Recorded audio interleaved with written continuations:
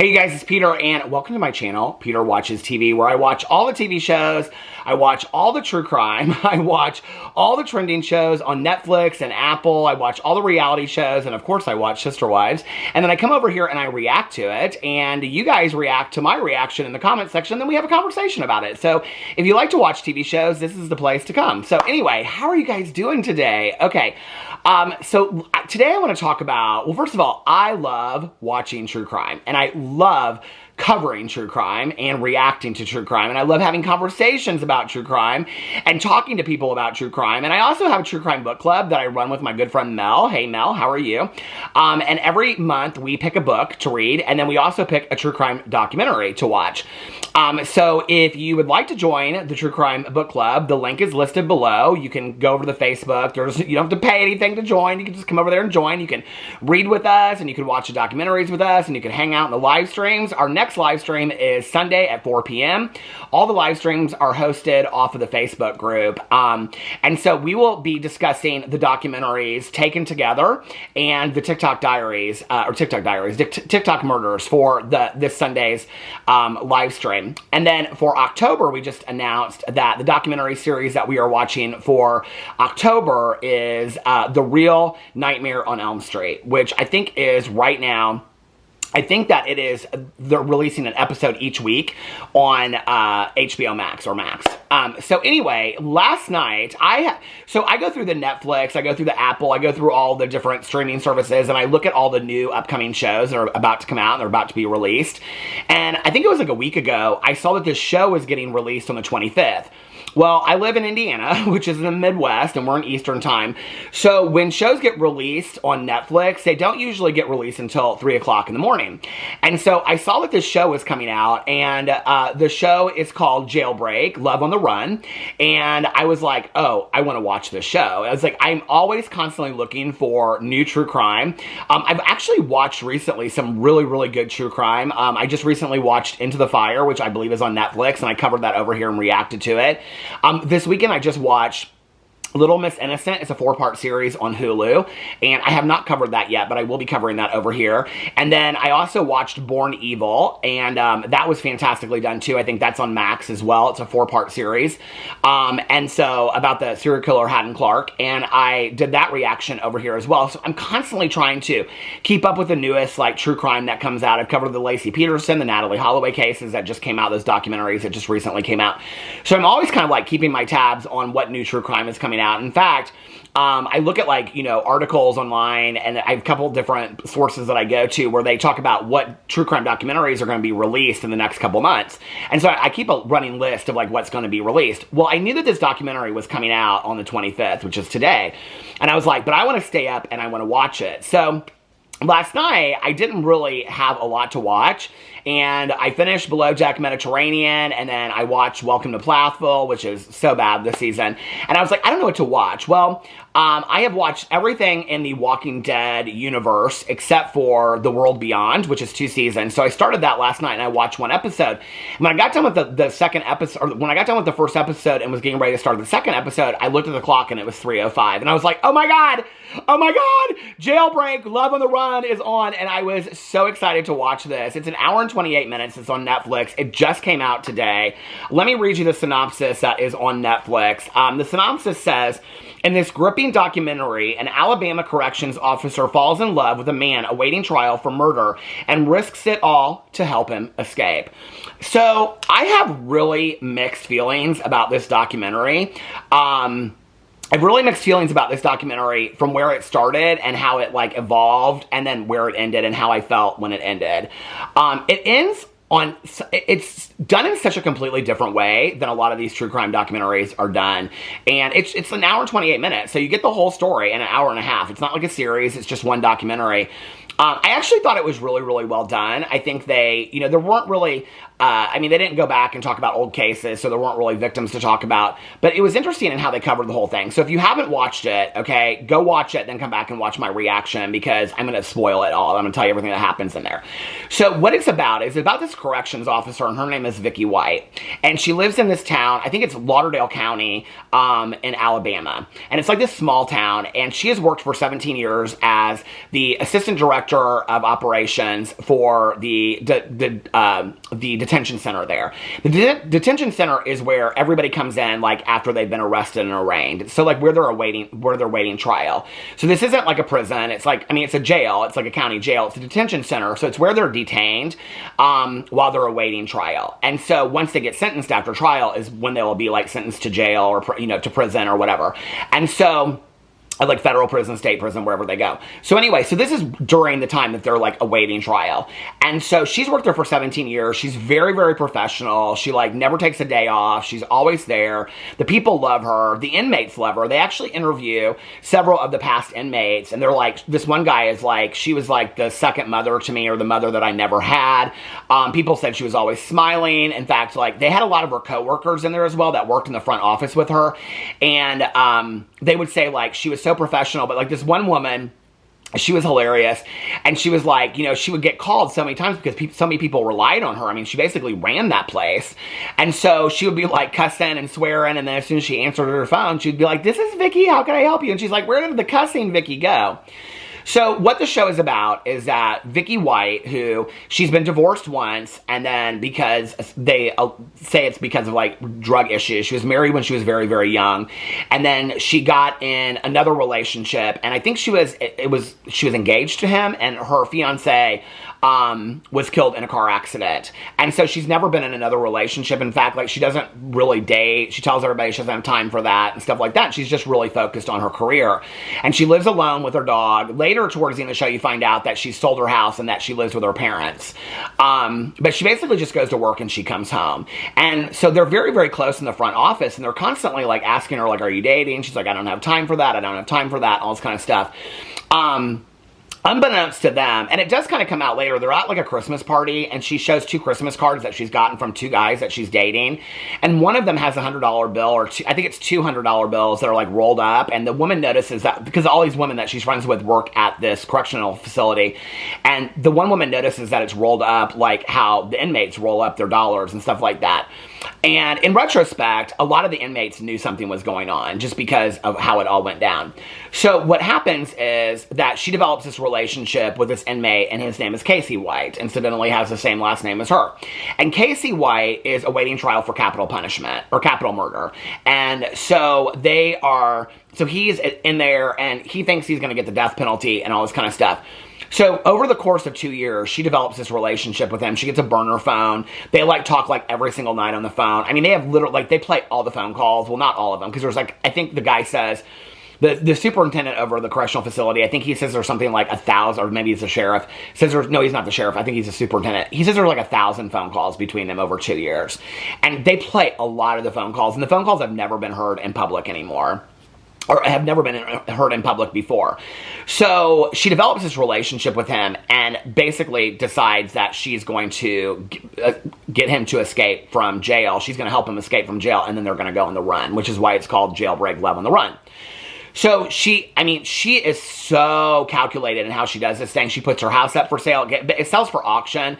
They said that the estimated value of the house was like $230,000. On auction, she sells it for $95,000 and moves in with her parents. She gets rid of all of her stuff. She gives all of her stuff away. She takes out, like, all of her cash before she leaves, and then she puts in her retirement. And her last day is the day that this Casey White has to go to court for a mental health evaluation. So when she takes them, that they just hit it and they just leave. And then they find the squad car in the parking lot, and then they've gotten into another car and they find his stuff. And that's when they figure out there's, like, no way that he could have gotten out of the car unless she helped him. And so they figure out that she's in on this too. And so they're on the run, I think, for 11 days. Incidentally, they go from Alabama, and the whole thing ends in Evansville. Well, I live in Indianapolis. Evansville is about 3 hours south from me. It's Evansville, Indiana is southern Indiana. It's about as southern Indiana as you can get. It's like as far down as you can go. I thought that was weird that I don't remember this story at all being told, but I will say this is the kind of true crime that I love to watch because it's about small town, and there's always people telling the story. I mean, the friends of hers that she worked with, I think really, to be honest with you, made the story. And it was interesting because as hard as they were on her, like, I mean, they were like, she's making stupid choices. Like, why is she doing this? Why is she falling in love with the inmate? He's gonna hurt her. At the same time, like, this one woman, this nurse, I loved this nurse so much because she reminded me of some of my friends. And she was like, I told Debbie, just get it, Debbie. Get it however you're going to get it. So anyway, I mean, she was so funny, but they were very, very sad about what happened and how it all turned out and all this kind of stuff. And so what happens is she helps him escape. Now, she had done like a dry run before this, and she had like taken him out, drove around for like 9 minutes and came back to see if she could do it. And she could, and she just brought him right back in. She didn't take him through processing or anything. She just brought him right back and put him in his cell. What's interesting is how many people in retrospect, like one of the women that she worked with, she was watching the tapes of how she got him out, and what she said was, because she was the one that was, Vicky was training this woman, and what this woman said was, when she watched it, she had them watch it back, and they're like, because she holds open the door, and he walks out the door, and then she shuts the door, and then she walks out ahead of him, and the woman's like, watch the tape back, and they watch it back, and they're like, what aren't we noticing? Because she's like, there has to be some sign that she was in on this. And she goes, Vicky would never, I thought this was so sharp on how this woman like knew these things. She's like, Vicky would never have done that. You always teach the guards to walk behind the inmate. You never walk in front of them to give them the opportunity. And what that says is that she trusted him. Like, she had a relationship with him that she trusted him. She knew in that second watching it that Vicky was in on it too. So they're on the run. They like change cars like 5 times. She's got wigs she's wearing and stuff like that. And the whole thing comes down to them being in this hotel, this like Motel 6, off of like 41 in Evansville. And the police find out that's where she's at, or where they're at and things like that, because they've tracked the car. So they buy this, they buy this pickup truck, and then they like store it in this like, you know, do it your own car wash. Well, this guy that owns the car wash sees it. He calls the police, but he also calls the news station because he thinks it's so weird. So the media comes out there. The police are investigating. They're hoping that they don't see it on the news, because they're like, if they see it on the news, they're going to be on the run again. Well, they do. So they start, when they're looking at the tapes, they see that she's driving in a Cadillac, and he comes out of the truck, and he gets in the Cadillac because they're trying to get rid of the truck, because they think that they've been following this truck. So he gets in the Cadillac, because they're constantly changing cars. Before this, they were driving an SUV. They caught him on tape and all this kind of stuff. So they literally drive through Evansville. Now, Evansville is not a huge town. I've been there quite a bit in my life. It's not a huge town. Evansville is probably, I mean, from one side to the other, 25 minutes, maybe 20, 25 minutes. It's not a big town. There's rolling countryside around there. I mean, it's southern Indiana, so it's very much like the show Stranger Things. So there's rolling countryside and stuff around there, but like the city of Evansville is not huge. The University of Southern Indiana is there, but it's not a big town. So it wouldn't take them that long to like ride through and look at hotels and motels and see parking lots. Well, they find her Cadillac. They see her Cadillac, and so they find out the way that this all goes together. And I'm sitting there watching it. I'm like, this is so amazing to me that they're putting all this money, this time and effort into finding this escaped convict, and also this woman. And especially after they knew that she was in on it, because he had like DV allegations, and he'd been arrested for DV in the past. He shot his like ex-girlfriend's like dog and stuff like that. I mean, this guy is not a good guy. And so they were really worried about her safety as well. And so through a pizza delivery guy that's delivered a pizza to this room 150, because they were like, which room are they in? They like identify him. They asked the pizza delivery guy, and he's like, yeah, I saw both of them. So at this point, they are getting SWAT teams to come and surround this hotel. Well, Vicky and Casey leave, and they hit it, right? And so they're driving, and they basically like corner them in on this property of this like warehouse, and they're like driving through the parking lot. I mean, they show all this. Like, you see all this. You see the whole like the chase and the run and them getting like, you know, all over. Well, what happens is that they go off in this grass embankment, and one of the police officers starts nudging them so they'll go down in this ditch, and they do, and the car flips. And when the car flips, the airbags go off and all that kind of stuff. I didn't really get this until after I watched this part, because I thought, so when the bags go up, the car flips and the bag goes over, or the car goes over and the bags go off, and you can hear her. They have the audio tape of inside the car, because for some reason it's like the online, or she called 911 or something, so you can hear the whole thing of what's happening inside the car as this is going on. And she's yelling at him, and she's like, we should never have left the hotel. We should just get out of the car and run. And so the car flips over. I thought that, because they say she's unconscious, and so I thought she was unconscious because the car flipped over. They pull him out, and all he keeps on saying is, how is my wife? He refers to her as his wife. And he's like, she's the greatest thing that ever happened to me. She's the kindest woman in the entire world. What happened to her? Is she okay? Is she okay? They take him to the hospital. They don't show anything really about Vicky at that point, so you don't know. Well, what ends up happening is they pull her out of the car, and then the sheriff, what he says is, sadly, Because she knew that if she came back, they were going to bring her back to Alabama. She was going to have to go to the same detention center that she worked in for 17 years probably, or in the same court system that she had seen these judges and these, prosecutors and things for 17 years. She was going to have to face all these people knowing that she was on the run.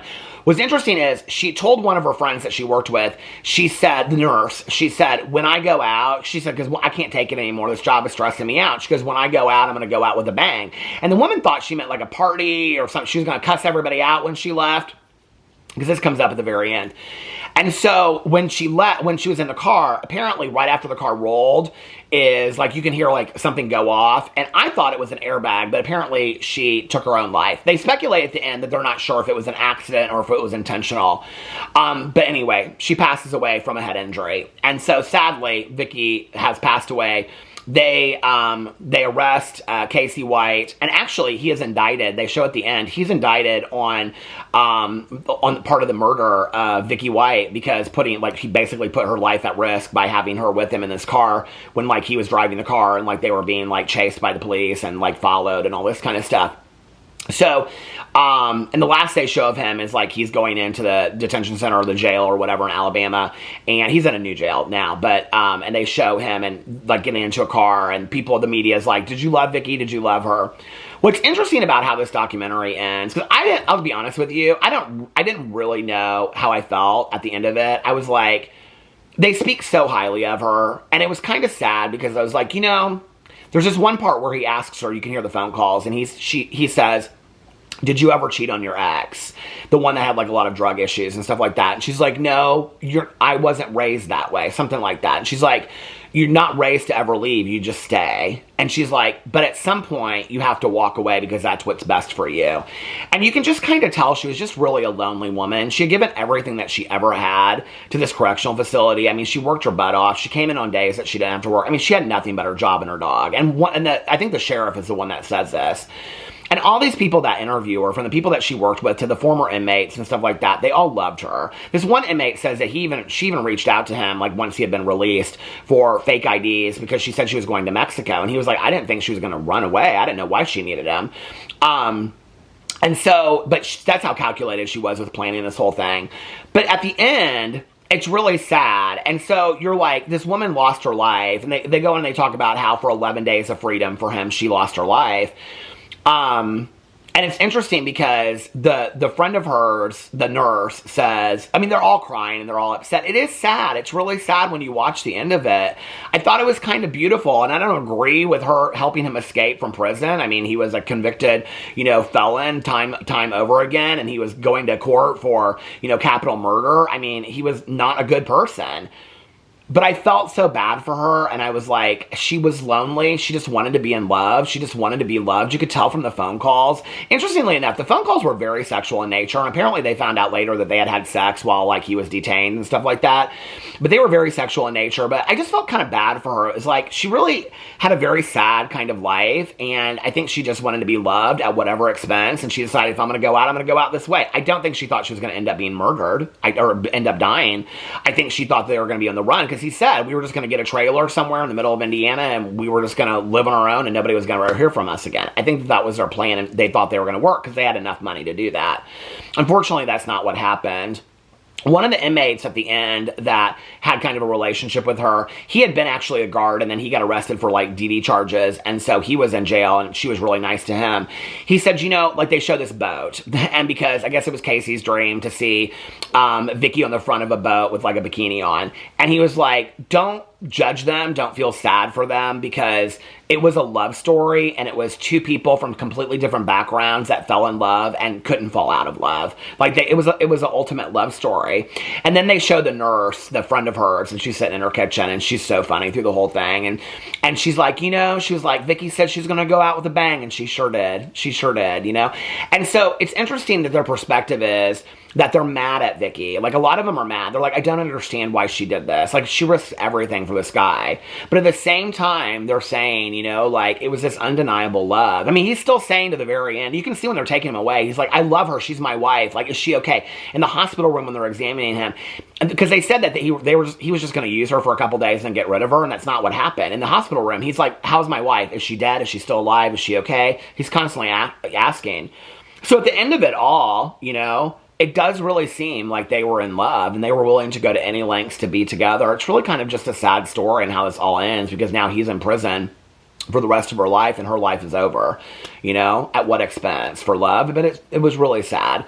But it was a really, really well done documentary, and it had like some great characters as people in there talking and sharing their stories, and I really liked it. So if you're looking for something, a new true crime to watch, I would highly recommend Jailbreak, Love on the Run. Anyway, let me know what you think in the comment section below. I love you guys, and I'll see you tomorrow. Bye.